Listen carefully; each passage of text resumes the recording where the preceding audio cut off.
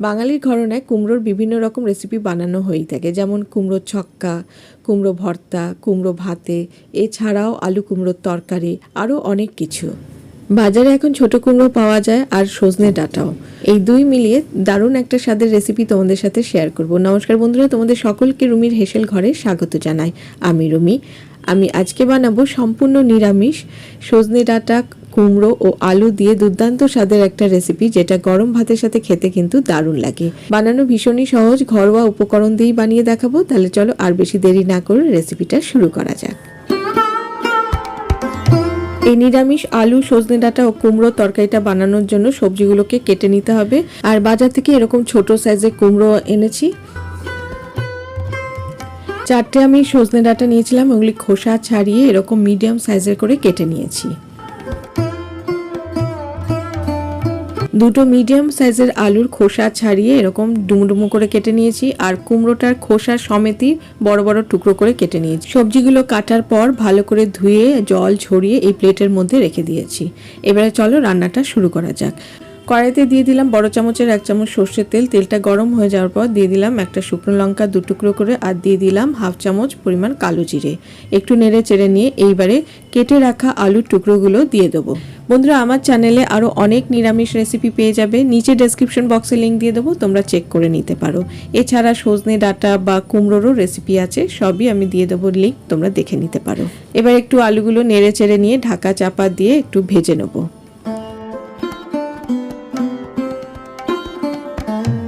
2-3 minute পর ঢাকাটা খুলে নেব। ঢাকাটা খুলে আবারও একটু নেড়ে চেড়ে নেব।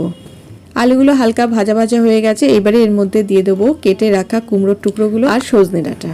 আমি আজকের রান্নাটা খুব অল্প তেলেই করছি, আর তোমরা চাইলে তেলের পরিমাণটা একটু বাড়িয়ে নিতে পারো।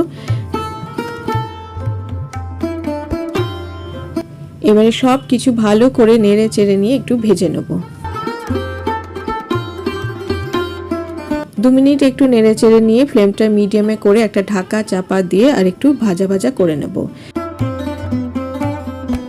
2-3 মিনিট পর ঢাকাটা আবার খুলে নেব। ঢাকাটা খুলে আবারও একটু নেড়ে চেড়ে নেব। সবজিগুলো বেশ ভাজা ভাজা হয়ে গেছে। এইবারে এর মধ্যে দিয়ে দেবো কেটে রাখা টমেটো। আমি একটা মিডিয়াম সাইজের ব্যবহার করেছি। আর এর মধ্যে দিয়ে দিলাম 1 চামচ পরিমাণ আদা বাটা, দিয়ে দিলাম 1/4 চামচ হলুদ গুঁড়ো, 1 চামচ পরিমাণ ধনে গুঁড়ো, 1 চামচ পরিমাণ জিরে গুঁড়ো,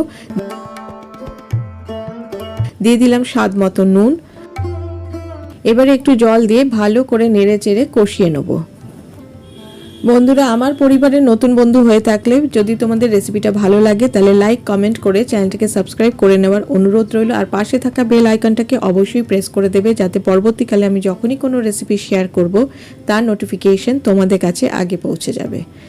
এবার ভালো করে নেড়ে চেড়ে নেওয়ার পর দিয়ে দিলাম 2টো কাঁচা লঙ্কা চিড়ে। কাঁচা লঙ্কাটা দিয়ে আবারও একটু নেড়ে চেড়ে নেব।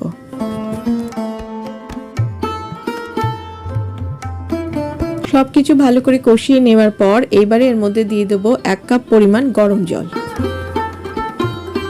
গরম জলটা দিয়ে এবারে ভালো করে মিশিয়ে নেব। এই আলু, কুমড়ো, সজনে ডাঁটা তরকারিটা সম্পূর্ণ নিরামিষ বলে তোমরা যে কোনো নিরামিষ দিনেও এটা বানিয়ে খেতে পারো, খুবই ভালো লাগবে।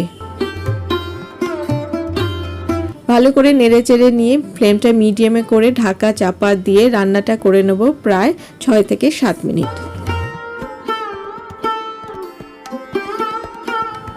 6 থেকে 7 মিনিট পর ঢাকাটা খুলে নেব।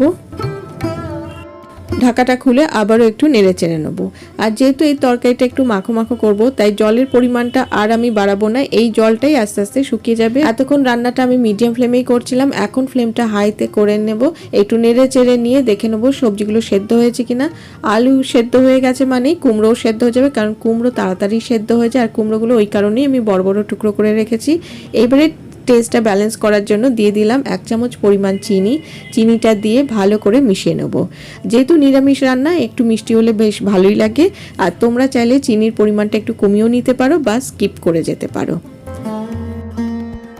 5 মিনিট এইভাবে একটু নাড়াচাড়া করে নিয়ে তারপরে এর মধ্যে দিয়ে দেবো 1 চামচ পরিমাণ ভাজা মশলা। এই ভাজা মশলাটা আমি আগেই তৈরি করে রেখেছিলাম।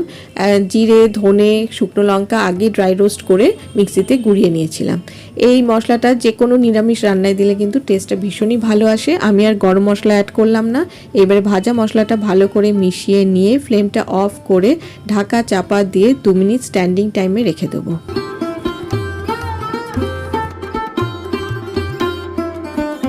2 মিনিট স্ট্যান্ডিং টাইমে রাখার পর একটা সার্ভিং বলে আমি সার্ভ করে নিলাম। আর এই রকম বেশ মাখো মাখো হবে তরকারিটা। তো তোমাদের কেমন লাগলো আজকের এই সজনে ডাঁটা কুমড়ো আলুর তরকারিটা আমাকে অবশ্যই লাইক ও কমেন্ট করে জানাবে। ভালো লাগলে শেয়ার করার অনুরোধ রইল। যে কোনো নিরামিষ দিনে বা এমনিও তোমরা ভাতের সাথে বা রুটির সাথে খেতে পারো, খেতে কিন্তু দারুণ লাগে আর বাড়ির সকলেরই ভীষণই ভালো লাগবে।